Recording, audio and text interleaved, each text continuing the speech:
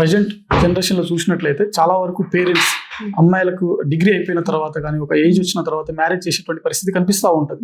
So అందరికీ అదే financial problem ఉండొచ్చు, అంటే అందరికి ఉండకపోవచ్చు, లేకపోతే కొంతమంది వాళ్ళ యొక్క పేరెంట్స్ అమ్మాయిలకు అంతగా చదువు పైన ఆసక్తి చూపించలేకపోవచ్చు. సో అలాంటి పేరెంట్స్ కి ఒక ర్యాంకర్ గా మీరు ఒక ఉమెన్ గా ఏం చెప్తారు? టైం మారుతున్న కొద్దీ జనాలు, పేరెంట్స్, మన ఆలోచనలు అన్ని మారుతూ రావాలి. ఇప్పుడు ఉమెన్ వర్క్ ఫోర్స్ లో రావాలి అనేది మనకి నెక్స్ట్ ఇండియాకి కానీ మన సొసైటీకి కానీ అదే ఒక నెక్స్ట్ గ్రోత్ ఎంజిన్ లా అవ్వాలి.